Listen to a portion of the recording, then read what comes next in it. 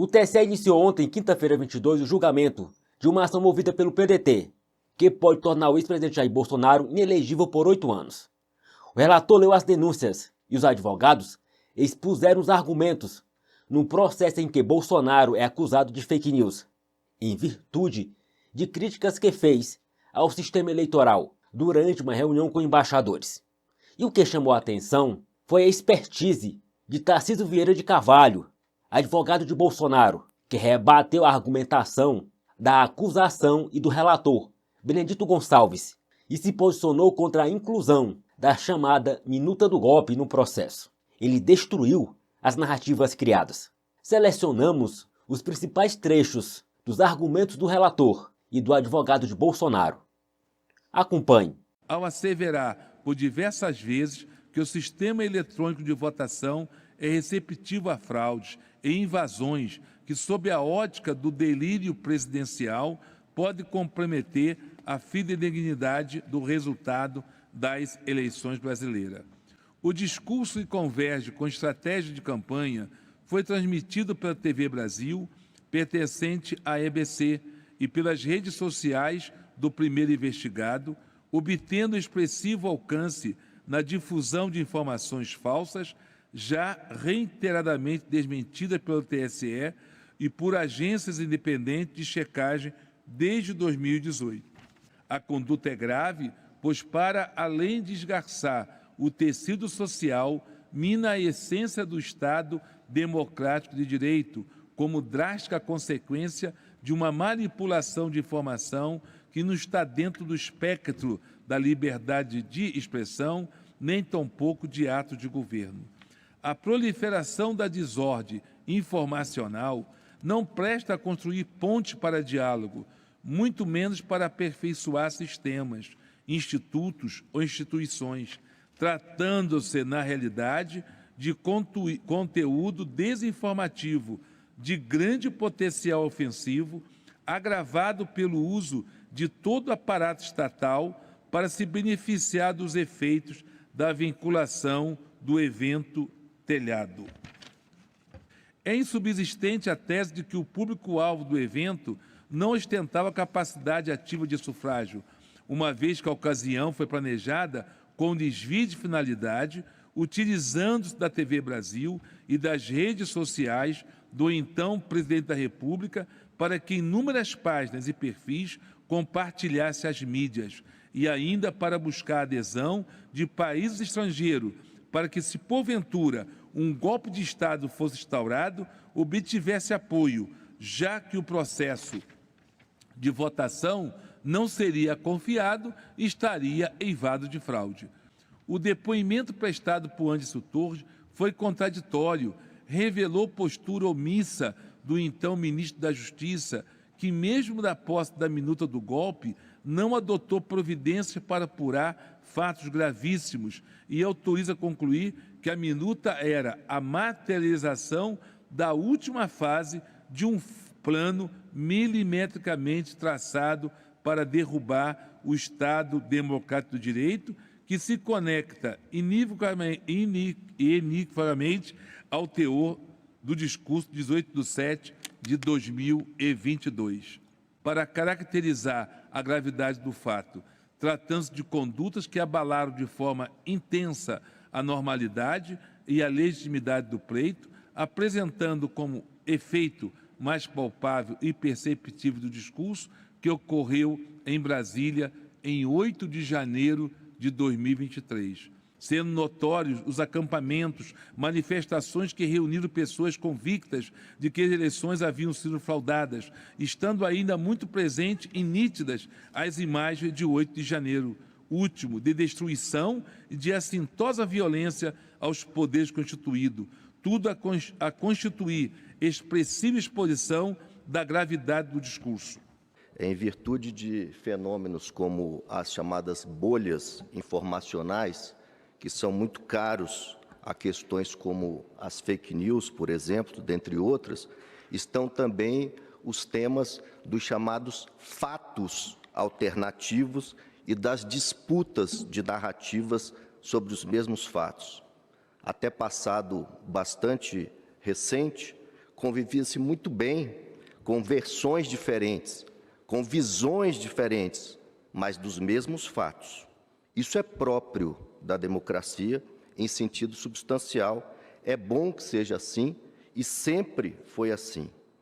Filtros artificiais de verdade têm tisnado, todavia, esses consensos democráticos verdadeiros e colocam em xeque, sim, conquistas civilizatórias e instituições republicanas. É justamente esse o caso. O julgamento em debate é representativo desse tipo de disfunção nada serviente da boa democracia e do verdadeiro Estado democrático de direito, como bem disse o ministro Marco Aurélio, onde os fins não justificam os meios.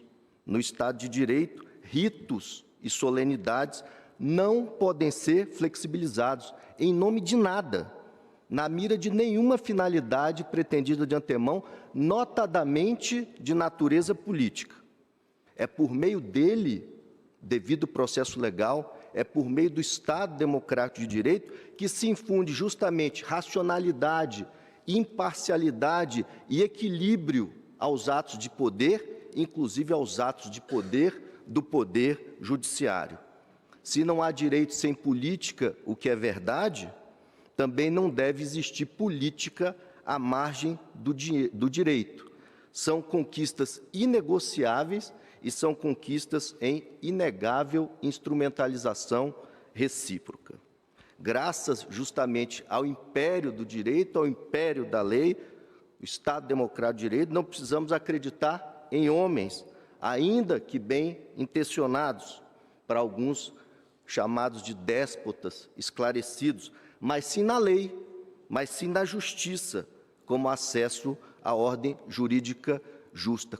Não está em julgamento, como quer se fazer crer, o bolsonarismo. Não se está a arbitrar uma disputa sangrenta, imaginária, entre a civilização e a barbárie.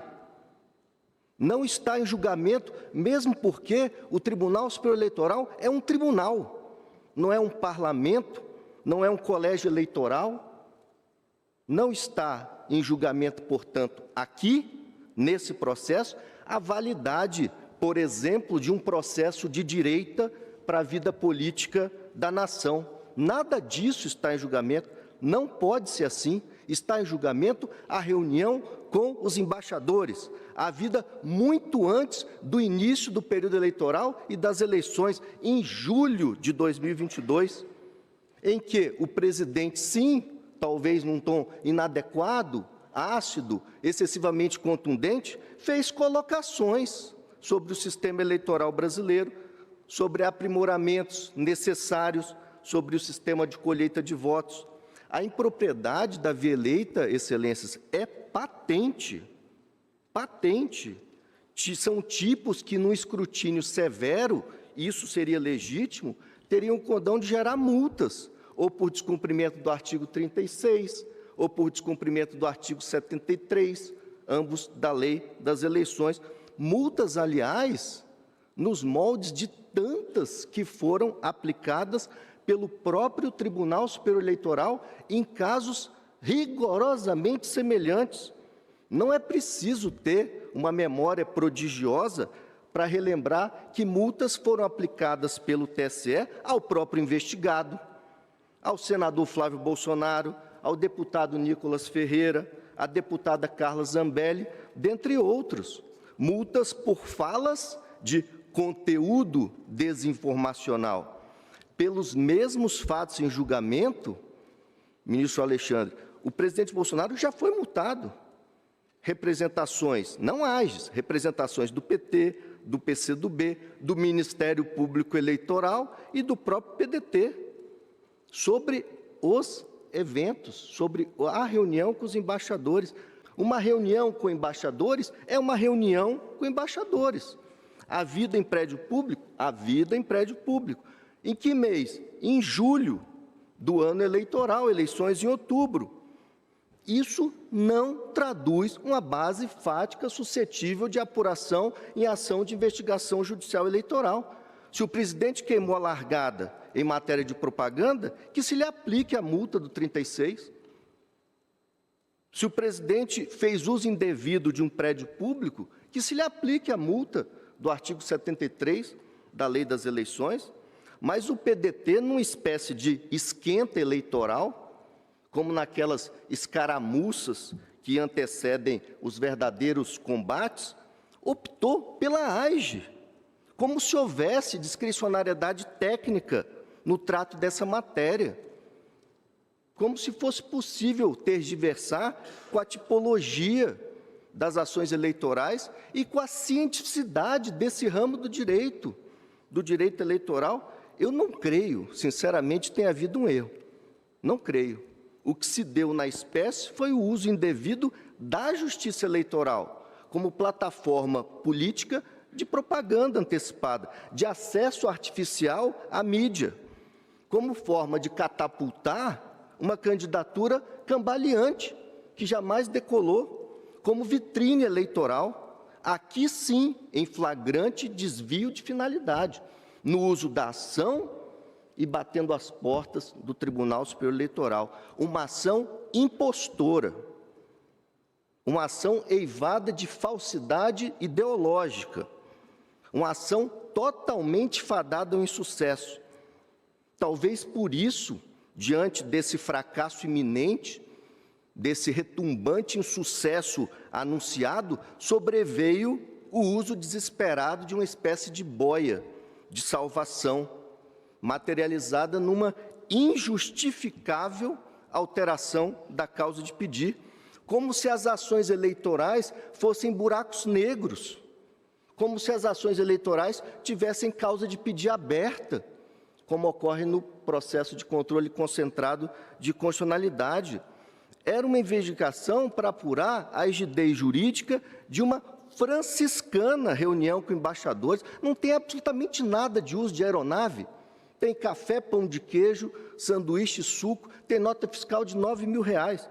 Em prédio público, sim, mas para tratar dentro de um diálogo institucional forte, confesso, ácido, desinibido, tratado com a Justiça Eleitoral, que semanas antes fizera uma mesma reunião com os embaixadores, e que depois do evento do presidente Bolsonaro produziu uma nota pública dentro de um diálogo institucional público, sobre um tema que, numa democracia substancial, não poderia ser tabu.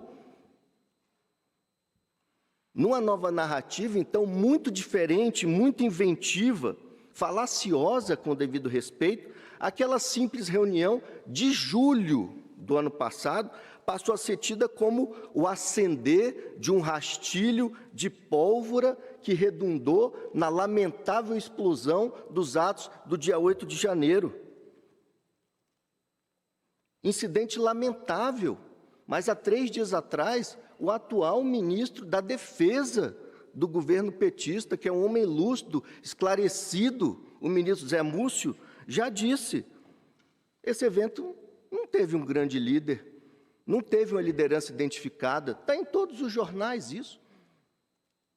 Introjetou-se, ministro Floriano, a fórceps nas vísceras desse processo original, que cuidava de um assunto diverso, um corpo estranho, tumoroso. Fatos que, por sua natureza, poderiam até ensejar novas investigações nos tempos processuais adequados e nas esferas próprias, não na via eleita, não com aproveitamento de processo instaurado para finalidade diversa, não com exasperação do prazo decadencial, já que AGEs têm que ser intentadas até a diplomação, no ano passado, 12/12, não na justiça eleitoral, não para finalidades e propósitos extrajurídicos, não ao arrepio do devido processo legal. E o ministro Benedito, no dia 8 de dezembro de 22, Sua Excelência acabou de pontuar isso no relatório, proferiu uma decisão de saneamento, de organização do processo, fazendo, inclusive, alusão ao processo da chapa Dilma Temer. E na parte final, Sua Excelência diz, em bom português, que a controvérsia fática recai sobre as circunstâncias em que a reunião foi realizada. Não o 8 de janeiro. Isso não é desdobramento de uma reunião com embaixadores, com todo respeito. Já tinha se iniciado a instrução probatória, ministra Carmelo, já tinha sido ouvido o depoimento do chanceler Carlos França em dezembro, antes do surgimento dos fatos. E o processo não caminhou para trás para refazer esse depoimento. Aqui sim há um cerceamento do direito de defesa. Isso não é documento novo, essa minuta de estado de defesa, isso é um fato novo, de 13 de janeiro do ano seguinte. O ministro Benedito oficia o atual chefe da Casa Civil do governo petista, Rui Costa, e diz assim, vasculhe tudo que há aí, nesse ministério, em todos os ministérios, sobre esse evento, a bem da verdade material. E contra essa decisão também tem um agravo regimental, Sua Excelência, com absoluta fidedignidade, anotou isso no relatório, que pende de julgamento, com exame postergado para essa ocasião. No caso Dilma Temer, com todo respeito, a situação não é semelhante, a situação é idêntica. É idêntica. Havia referência na petição inicial de caixa 2, e o tribunal disse, não podem ser levados para dentro do processo os achados posteriores relativos às investigações da Lava Jato. É idêntica a situação. E se disse naquela ocasião, na apresentação serão apreciadas as provas produzidas até a estabilização da demanda, de modo que é somente o rol daqueles fatos, com a exclusão de quaisquer outros, preliminar acolhida para afastar os elementos ou fatos que extrapolam. O que houve nessa reunião, eminente presidente, senhores julgadores? Essa reunião nem de longe ostenta um caráter eleitoral. Essa reunião ostenta uma reunião de caráter diplomático. Como se viu, semanas antes, o Tribunal Superior Eleitoral convoca embaixadores, presidido à época do ministro Fachin, e faz uma exposição do que entende ser o discurso adequado para a justiça eleitoral. O presidente, e aqui se fez referência a diálogo institucional por isso, não num diretório partidário, em evento oficial, constante da agenda oficial, chama os mesmos embaixadores, chama o ministro Fachin, para fazer uma espécie de contraponto institucional. Se o presidente é habilidoso ou não é habilidoso no vernáculo, isso também não está em julgamento. A autora, com todo respeito, sem nenhum pudor, junta esse documento apócrifo, impertinente, sem qualquer conexão com a lide. Os achados que vieram do Supremo, o ministro Alexandre pode me corrigir se eu estiver errado, contém, por exemplo, uma perícia papiloscópica sobre esse documento, dizendo assim, não é assinado, não é datado, não possui identificação, jamais foi tocado por alguém que não o escrivão da Polícia Federal, que fez a diligência e não se ocupou de colocar nem luva de látex, e a advogada que acompanhou a diligência. São as duas digitais que estão nesse documento, que nem merece o nome de documento, porque não é identificado, não é datado. Chegaram a dizer, Tarcísio, você tem participação? Não, tem até erros de português, ministro Carmelo. É um documento risível, é um documento que foi parar na casa do ministro Anderson, não saiu de lá e não teve propósito outro senão ir para o lixo. E nunca foi publicado e nunca foi aplicado o artigo 136 da Carta Política Maior, convocação do Conselho da República, Conselho de Defesa. Vejam, houve quebra da cadeia de custódia, o documento é inútil, e inútil, inclusive, para o que ele pretende insinuar. Aliás, pelos mesmos fatos, ministro Cássio, a doutora Lindora, vice-procuradora-geral da República, pediu o arquivamento da investigação pelo âmbito criminal, pelos fatos do 8 de janeiro. Processo da relatoria do ministro Fux. Esse documento nunca foi publicado. Não há lastro jurídico para retirar dele nenhum efeito, muito menos eleitoral, retroativamente a julho, para corroborar um discurso de que lá em julho o presidente acendeu uma tocha olímpica que aparece lá em janeiro. Ainda sobre a gravidade. Tentativa de golpe. Tentativa de golpe, conectada à reunião com embaixadores. Essa pretensão não dependeria de discursos outros que não os de descrédito da justiça eleitoral? Alguém que pretensamente vai praticar um golpe, vai se preocupar em perder tempo em desacreditar a justiça eleitoral? Em disputar eleições? Longe de estimular quaisquer insurgências após o resultado do pleito, tampouco liderá-las, o investigado entabulou sepulcral e prolongado silêncio nas redes sociais, em evidente recolhimento, tendente a digerir o insucesso eleitoral, numa espécie de ressaca eleitoral, prova cabal da aceitação do resultado eleitoral, apesar do natural descontentamento. No 8 de janeiro, Sua Excelência, o ex-presidente, estava internado em hospital nos Estados Unidos. Liderou a baderna, o quebra-quebra do dia 8 de janeiro, estimulou isso. Nada disso aconteceu. É inverossímil, totalmente inverossímil, essa narrativa de golpe de Estado. O que houve foi, sim, um debate lá na reunião de julho, e é isso que está em julgamento, legítimo, salutar, em torno da necessidade de aprimoramentos constantes do sistema eletrônico de votação. Talvez com verba imprópria, sim, mas substancialmente é isso que ocorreu.